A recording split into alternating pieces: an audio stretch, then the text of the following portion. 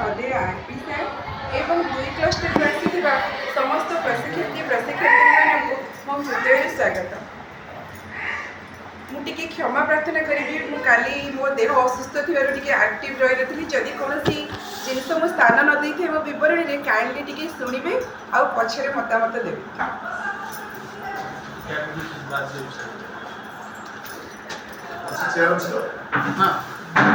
गुरु ब्रह्मा गुरु विष्णु गुरुदेव महेश्वर गुरु साक्षात् परं ब्रह्मा तस्मै श्री गुरवे नमः। त्वमेव माता च पिता त्वमेव बन्धुश्च सखा त्वमेव विद्यां द्रविणं त्वमेव सर्वं मम देव त्वमेव सर्वं मम देव त्वमेव सर्वं मम देव देवदेव महादेव समग्र जगतर विश्व ब्रह्मांडर जे हर्ता कर्ता दैव विधाता जे नित्य नूतन सनातन जे अनंत अविनाशी जे सत्य शिव सुंदर कल्याणकर मंगलमय परमात्मा बाबा आखंडमणि प्रभु पवित्र पीठ प्रांगण में अवस्थित मठडीय सरकारी उच्च विद्यालय आरंभ हो जाइछि 5 दिवसीय शिशुवाटिका प्रशिक्षण प्रस्तुति। जो प्रशिक्षणटी समर्पित होइछि प्राथमिक शिक्षक एवं शिक्षयित्री मानक निमंते निज सुख पाई कार्जित कर्म सीमित सुख प्रदान करे मात्र अन्य उपकार पाई कार्जित कर्म नित्य नूतन आनंद देइଥାଏ। प्रतिदिन नूतन आनंद उल्लास उत्साह प्रदीत एक समर्पित कर्म मध्य आम समस्ते बद्ध होइछन्ति। झरणर कुळुकुळु शब्द बसंतरे कोइलीर मीठा मीठा स्वर सांग को मृदु पवनर स्पर्श भंवर फूल चारिपाखी भ्रमण तथा साधव गौर वर्षा विजा सबुज घास उपर टुकु चली आम मन को जी शांति तृप्ति प्रदान करे ताठारु अनेक आनंद विभरित करते निरीह निष्पाप सरल सुंदर कोमलमती शिशु मान सहित बीतुवा अभूला मुहूर्त। भगवान को धन्यवाद आम प्रति कृपा पाई। जय जगन्नाथ जय बाबा आखंडमणि। दल 2 तरफ मो स्मृतिरेखा साहू मो हृदय भक्तिप्रत प्रणाम जनाई प्रस्तुति प्रशिक्षण द्वितीय दिन सविशेष विवरणी पाठ करुछि। अद्यता 8/4/2025 रेख ठीक 6:30 समय प्रशिक्षण शिविर में उपस्थित हो जाते पहणा और मठडीय क्लस्टर समस्त प्रशिक्षार्थी और प्रशिक्षार्थिनी एवं समय पूर्व उपस्थित थे 2 क्लस्टर सीआरसीसी श्रीजुक्त दिलीप शेखर सार महोदय एवं RP Sushant sir RP Bhimsen sir RP Ranjeev sir एवं आरपी जीवतेश सर। प्रशिक्षण शिविर वयोज्येष्ठ शिक्षयित्री 4 जन आरपी सर एवं सीआरसीसी सार द्वारा महाप्रभु जगन्नाथ सम्मुखें प्रदीप प्रज्वलन होता। तत्पर न्यू डायनामिक शिक्षयित्री ज्योतिर्मयी दीदी कंठकमल भासी आसीला एक भक्तिपूत भजन जहाँ गृह को शांत तथा भक्ति विभलित करथिला। प्रारंभिक कार्यावली आरपी भीमसेन सार प्रशिक्षण कार्यक्रमटी को आगे नेबार गुरुदायित्व को कांधरे नहीं पूर्वर न्यस्त होइतिबा पूर्व दिनर कार्य यथा मुख्यांश विवरणी एवं प्राचीरपत्र पठन करने दलर दलपति मान निमते निर्देशनामा जणाइथिले। स्मितहास्य मुखरे दल 2 तरफ मुख्यांश पठन करते श्रुतिरेखा दीदी। तत्पर आरपी तथा शिविर तरफ मुख्यांश उपर बहु उपादेय मतामत आसाला। तत्पर नवनियुक्त युव तथा ऊर्जावान शिक्षयित्री ज्योतिर्मयी दीदी विवरणी ज्योतिर्मयी दीदी दल 1 तरफ सुंदर सावलीन शांत कांत स्वर विवरणी पठन करते।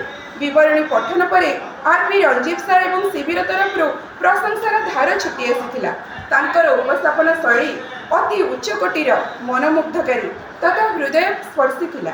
यह कार्यक्रम पर दल 3 दलपति नमिता दीदी एवं मंजुला दीदी एवं अन्य सदस्य मान द्वारा प्रस्तुत प्राचीर पत्र को उन्मोचन करा जायथिला।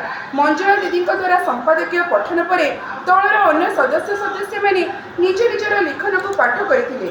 ପ୍ରାଚୀରପତ୍ରର ନାମ ଥିଲା ପ୍ରସ୍ତୁତି, ଯାହାକି ସରସ ସୁନ୍ଦର ତଥା ମନମୁଗ୍ଧକର ଥିଲା। ଶିବିର ତରଫରୁ ଭାସି ଆସିଥିଲା ଅନେକ ପ୍ରଶଂସା ଓ ପ୍ରୋତ୍ସାହନ। ପୂର୍ବ ଦିନର କାର୍ଯ୍ୟର ପରିସମାପ୍ତି ପରେ ଆର୍.ପି. ସୁଶାନ୍ତ ସାର୍ ଏକ ଶିକ୍ଷଣୀୟ ଉପଦେଶାତ୍ମକ କ୍ଷୁଦ୍ର ଗଳ୍ପ ମାଧ୍ୟମରେ ଶିବିରରେ ଭରି ଦେଇଥିଲେ ଆନନ୍ଦର ଲହରୀ। ସେସନ୍ 1 ହାସ୍ୟ ହାସ୍ୟ ମୁଖରେ ଆର୍.ପି. ଭୀମସେନ ସାର୍ ଗୋବିନ୍ଦ ଗୋବିନ୍ଦ ଗୋବିନ୍ଦ ପଦ ଗଣୁଛି ମକରନ୍ଦ ଭାଗବତର 2 ପଦ ଗାନ କରି ଶିବିରକୁ ଚଳଚଞ୍ଚଳ କରିଦେଇଥିଲେ। ତାପରେ ସୁନ୍ଦର ସ୍ୱାସ୍ଥ୍ୟ ମଧ୍ୟରେ ଶ୍ରୀକୃଷ୍ଣ ଏବଂ ରାମଙ୍କ ସୌନ୍ଦର୍ଯ୍ୟ ଆଲୋଚନା ପୂର୍ବକ କବିବର ରାଧାନାଥ ରାୟଙ୍କ କବିତାକୁ ଟିକେ ବଦଳାଇ ଗାନ କରିଥିଲେ। ସୁନ୍ଦର ସ୍ୱାସ୍ଥ୍ୟର ଅବସାଦ ନାହିଁ ଯେତେ ଦେଖୁଥିଲେ ନୂଆ ଦିଶୁଥାଏ। ଏହିପରି କାର୍ଯ୍ୟକ୍ରମ କରି ବିଷୟ ମଧ୍ୟକୁ ପ୍ରବେଶ କରିଥିଲେ। ଆଲୋଚ୍ୟ ବିଷୟବସ୍ତୁ ଥିଲା ସୁନ୍ଦର ସ୍ୱାସ୍ଥ୍ୟ। ସ୍ୱାସ୍ଥ୍ୟ ହିଁ ସମ୍ପଦ, ତେଣୁ ସୁନ୍ଦର ସ୍ୱାସ୍ଥ୍ୟ ନିର୍ଭର କରୁଥିବା ପାରାମିଟର ଯଥା DNA, ଖାଦ୍ୟ, ବ୍ୟାୟାମ, ଯୋଗ, ପ୍ରାଣାୟାମ, ଖେଳ, ନାଚ, ଗୀତ, ଅଭିନୟ ପରି ସାଂସ୍କୃତିକ କାର୍ଯ୍ୟକ୍ରମ ଉପରେ ଆର୍.ପି. ଏବଂ ଶିବିର ମଧ୍ୟରେ ପୁଙ୍ଖାନୁପୁଙ୍ଖ ଆଲୋଚନା କରାଯାଇଥିଲା। ପଶୁ ଓ ପକ୍ଷୀମାନଙ୍କ ନାମର ଅଭିନୟ ଶିଖାଇ ନବନିଯୁକ୍ତ ଶିକ୍ଷକମାନଙ୍କ ମଧ୍ୟରେ ଏକ ଖେଳ କରାଇଥିଲେ ଆର୍.ପି. ଭୀମସେନ ସାର୍, ଯାହାଦ୍ୱାରା ପିଲାଟି ଆନନ୍ଦ ଉପଭୋଗ କରିବା ସହିତ ତାର ଶାରୀରିକ ମାନସିକ ତଥା ଆବେଗିକ ବିକାଶ ହୋଇପାରିବ ବୋଲି ନିର୍ଦ୍ଦେଶ ଆସିଥିଲା। ଶିବିରରେ ଉପସ୍ଥିତ ସକ୍ରିୟ ଆନନ୍ଦିତ ହାସ୍ୟମୁଖ ସୁଦକ୍ଷ ତଥା ଯାହାକୁ ଆମେ ନୃତ୍ୟଗୁରୁ ବୋଲି କହୁ ସେହି ମଲ୍ଟି ଟ୍ୟାଲେଣ୍ଟେଡ୍ ଶିକ୍ଷକ ସୁଜିତ ସାର୍ ଏକ ଗଲା ସ୍ୱୀକାର କରି ଶିଶୁ ସଙ୍ଗୀତକୁ ନୃତ୍ୟ ଅଭିନୟ ମାଧ୍ୟମରେ ପ୍ରଦର୍ଶିତ କରିଥିଲେ। ଏହାପରେ ପ୍ରଥମ ଅଧିବେଶନର ପରିସମାପ୍ତି ହୋଇଥିଲା। ସେସନ୍ 2 ଦ୍ୱିତୀୟ ଅଧିବେଶନର ଭାର ନେଇ ପ୍ରଶିକ୍ଷଣ ଶିବିରକୁ ପ୍ରବେଶ କରିଥିଲେ ଆର୍.ପି. ସୁଶାନ୍ତ ସାର୍ ମହୋଦୟ। ତାଙ୍କ ଶିକ୍ଷାଦାନର ବିଷୟବସ୍ତୁ ଥିଲା ସାମଗ୍ରିକ ବିକାଶ ନିମନ୍ତେ 5ଟି ଦିଗ ମଧ୍ୟରୁ ଶାରୀରିକ ବିକାଶ। ପ୍ରଶିକ୍ଷାର୍ଥୀମାନଙ୍କୁ 3ଟି ଦଳରେ ବିଭକ୍ତ କରି ସାର୍ ପ୍ରଥମ ଦଳର ନାମ ବାଲବାଟିକା, ଦ୍ୱିତୀୟ ଦଳର ନାମ ଶ୍ରେଣୀ 1 ଏବଂ ତୃତୀୟ ଦଳର ନାମ ଶ୍ରେଣୀ 2 ରଖିଥିଲେ। ଗୋଟିଏ ଦଳକୁ ଶିଶୁର ଶାରୀରିକ ବିକାଶ ଉପରେ ଲକ୍ଷ୍ୟ, ଦକ୍ଷତା, ଶିକ୍ଷଣ ଫଳାଫଳ ଉପରେ ଗୋଟିଏ ଲେଖାଏଁ ପ୍ରଶ୍ନ ଅନ୍ୟ ଦଳକୁ ପଚାରିବା ପାଇଁ ନିର୍ଦ୍ଦେଶ ଥିଲା। ଠିକ୍ ଉତ୍ତର ପାଇଁ +5, ଭୁଲ ଉତ୍ତର ବା ଭୁଲ ପ୍ରଶ୍ନ ପାଇଁ -5 ନମ୍ବର ଥିଲା। ଏହି ଖେଳରେ ଦିଲ୍ଲୀପ ସାର୍ ପୂର୍ଣ୍ଣ ସହଯୋଗ କରିଥିଲେ। ଉକ୍ତ ଖେଳରେ 3ଟି ଦଳ ସମାନ ନମ୍ବର ରଖିଥିଲେ। ସୁଶାନ୍ତ ସାର୍ଙ୍କର ଲେସନ୍ ପ୍ଲାନ୍ ଫର୍ମାଟ୍ ବିଷୟରେ ପ୍ରଶ୍ନର ଉତ୍ତର ଶିବିର ତରଫରୁ ସୁଦକ୍ଷ ରଘୁନାଥ ସାର୍ ଚତୁରତାର ସହ ସରଳ ଭାବରେ ବୁଝାଇ ଦେଇଥିଲେ। ଏହାପରେ ସକାଳୁ ଉଠି ମୁଁ ଘଷିବି ଦାନ୍ତ ଏକ ଅଭିନୟ ଭିତ୍ତିକ ସଙ୍ଗୀତ ପ୍ରଶିକ୍ଷାର୍ଥିନୀ ଜ୍ୟୋତିର୍ମୟୀ ଦିଦିଙ୍କ ଦ୍ୱାରା ଅଭିନୟ ମାଧ୍ୟମରେ ଗାନ କରାଯାଇଥିଲା ଏବଂ ସମସ୍ତ ପ୍ରଶିକ୍ଷାର୍ଥୀମାନେ ଦିଦିଙ୍କୁ ଫଲୋ କରି ଅଭିନୟ ସହିତ ଗାଇଥିଲେ। ଏହି କାର୍ଯ୍ୟ ପ୍ରଦର୍ଶନ ପରେ ଆକ୍ସନ୍ ସଙ୍ଗ୍ର 5ଟି ଲକ୍ଷ୍ୟ ବିଷୟରେ ସାର୍ ଆମକୁ କହିଥିଲେ, ଯେପରି ଆମେ ଗାଇବା ଶିଶୁ ଶୁଣିବେ, ଆମେ ଗାଇବା ପିଲା ଗାଇବେ, ଆମେ ଅଭିନୟ କରିବା ପିଲା ଦେଖିବେ, ଆମେ ଅଭିନୟ କରି ଗାଇବା ପିଲା ଅଭିନୟ କରି ଗାଇବେ, ତତ୍ପରେ ଆମେ ଗାଇବା ପିଲା ଅଭିନୟ ସହିତ ଗାଇବେ। ଏହାପରେ ଶାରୀରିକ ବିକାଶର ଲକ୍ଷ୍ୟ, ଦକ୍ଷତା, ଶିକ୍ଷଣ ଫଳାଫଳ ଉପରେ ବିଶଦ ଆଲୋଚନା ପରେ 3ଟି ଦଳ ତରଫରୁ 3ଟି ଲେସନ୍ ପ୍ଲାନ୍ ପ୍ରଦର୍ଶିତ ହୋଇଥିଲା, ଯାହାକି ଥିଲା ଅତି ଉଚ୍ଚକୋଟୀର ଏବଂ ଚିତ୍ତାକର୍ଷକ।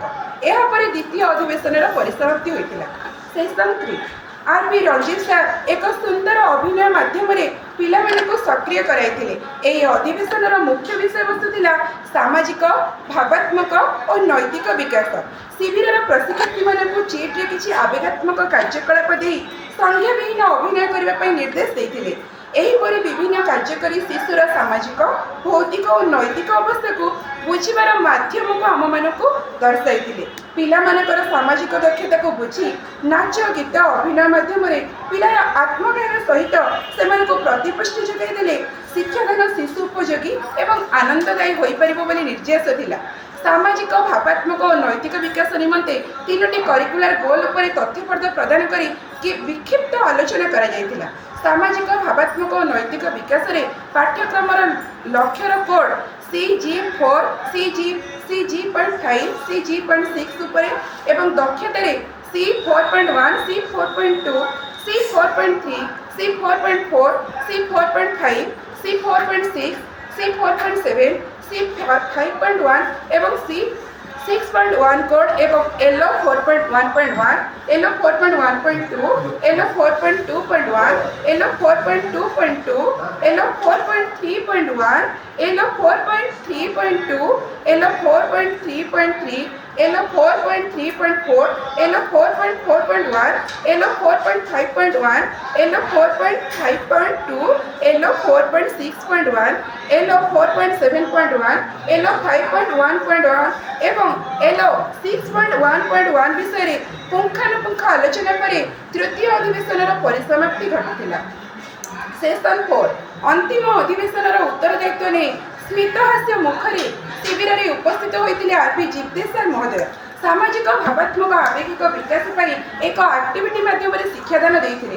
गोटे पिला गचरे पानी देउछि चित्र देखाए पिला रंग देवाई निर्देश देवा सहित बाल बाटिका श्रेणी 1 श्रेणी 2 पिला केउं सब एक्टिविटी नहीं पारिबा प्रश्न करी उत्तर पाइबा परे समस्त शिक्षक शिक्षयित्री मानकु 3टी दल में विभक्त करी गोटे लेखाएं लेसन प्लान करने करी प्रदर्शित करने निर्देशनामा प्रदान करते। दल 1 तरफ ज्योतिर्मय दीदी, दल 2 तरफ मनोज सर एवं दल 1 तरफ दल 3 तरफ मंजुला दीदी सामाजिक भौतिक और नैतिक दक्षता पर एक सुंदर शिक्षादान देते जहाँ आरपी तथा प्रशिक्षार्थी द्वारा आदृत होता। मध्याह्न भोजन निमंत्रण सह समस्त को धन्यवाद अर्पण कर द्वितीय दिन परिसमाप्ति होता। भोजन स्वादिष्ट स्वच्छ तथा पौष्टिकतार भरपूर।